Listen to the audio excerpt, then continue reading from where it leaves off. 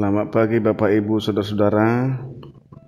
Pagi ini kita akan mengawali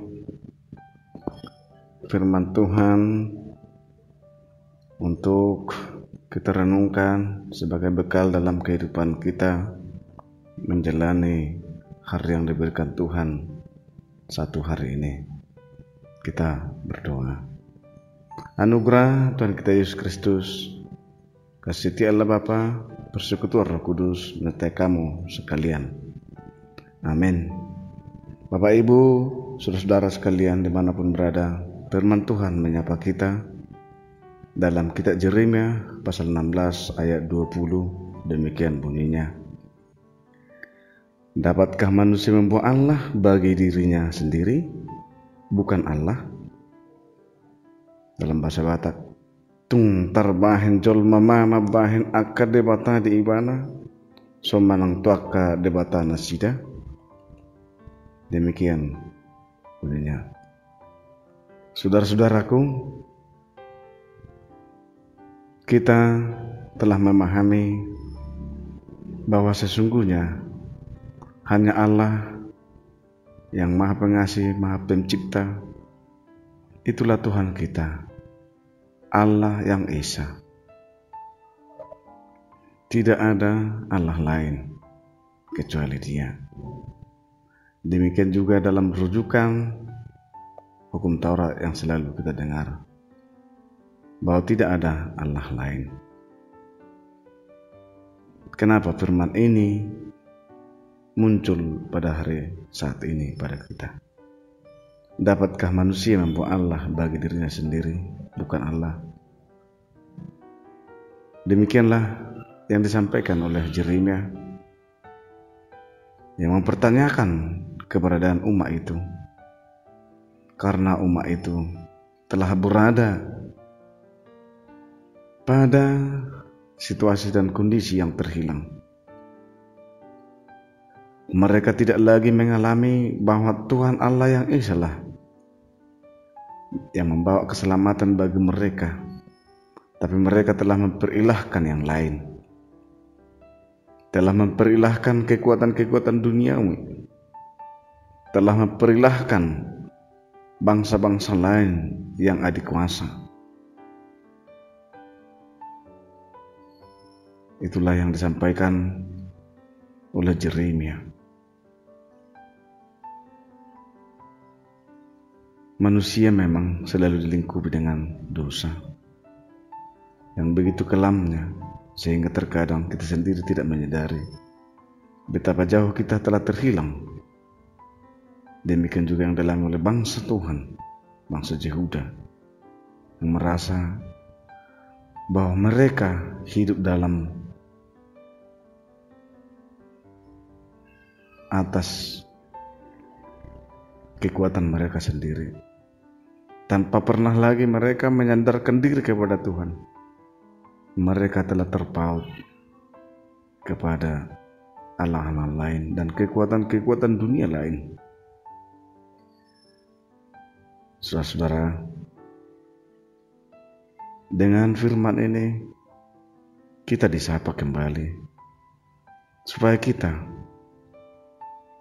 tidak jauh dari Tuhan, tetapi tetap mengandalkan Tuhan. Yeremia menggambarkan bahwa ketika Tuhan memulihkan umatnya, maka berbagai bangsa-bangsa di seluruh penjuru dunia akan datang dalam pertobatan. Allah yang mereka kenal mampu menyelamatkan dunia. Itulah setelah nats ini disampaikan kepada umat itu. Pengharapan-pengharapan yang diberikan oleh Yeremia tujuannya adalah supaya bangsa itu berbalik, tidak lagi menyembah-nyembah ilah-ilah lain.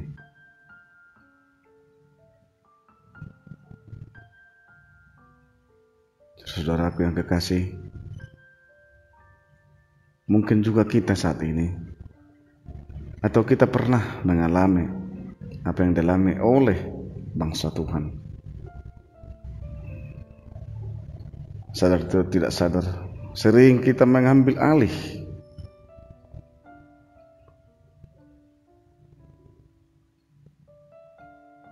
hak Tuhan, yang sejatinya hanya Tuhan Allah lah yang patut disembah.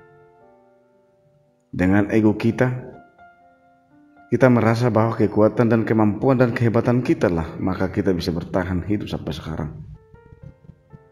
Bahkan kita telah mengilahkan keberadaan kita. Padahal sesungguhnya itu adalah hanya pemberian Tuhan semata dalam diri kita masing-masing.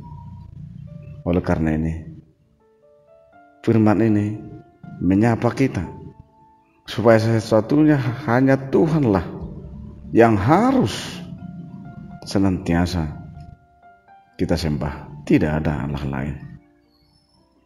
Manusia sesungguhnya adalah terbatas, kita lemah, kita harus sadar itu.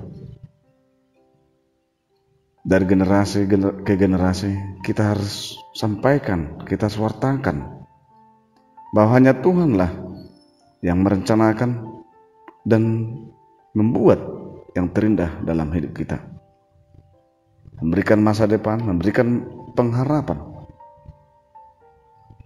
Jangan kita terlena atas pengharapan-pengharapan, atas iming-iming dunia, tapi sebaiknya kita harus yakin dan penuh percaya kepada Tuhan.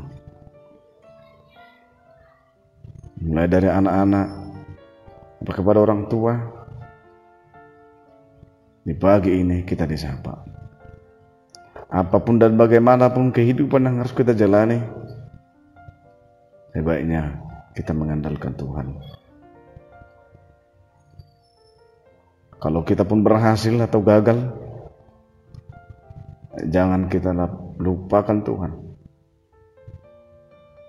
Jangan menjadi tinggi hati, jangan menjauh dari Tuhan. Kesombongan yang ada pada diri kita hendaknya kita jauhkan. Mari kita buang itu. Sebagaimana Yeremia juga melanjutkan nubuatannya kepada umat itu, bahwa yang percaya penuh kepada Tuhan, Tuhan akan berikan pengharapan yang lebih baik.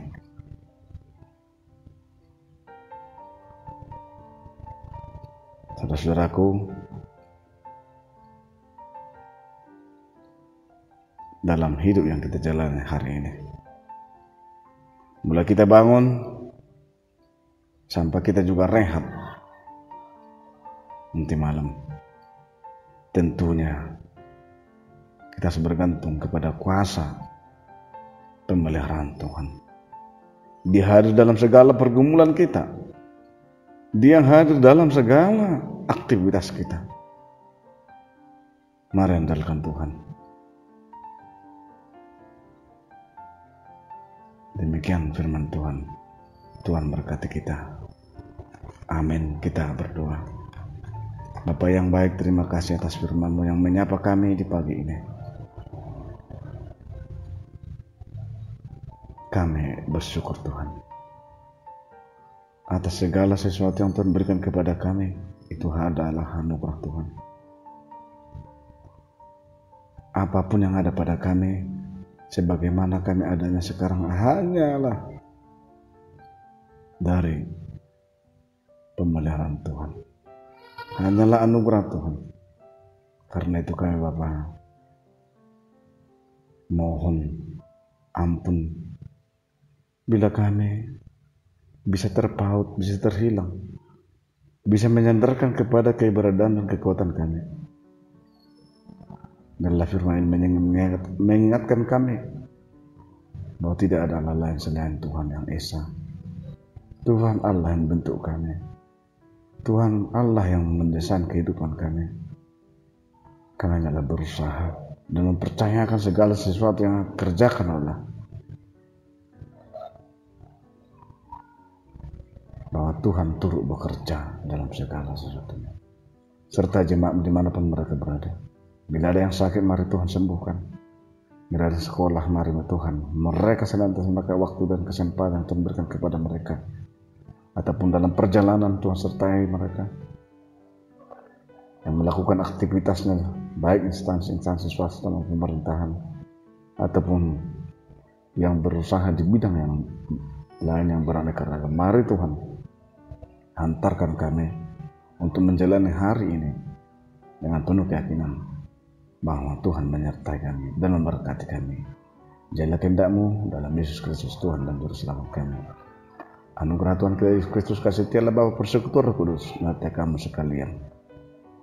Amin. Selamat pagi Bapak Ibu Saudara.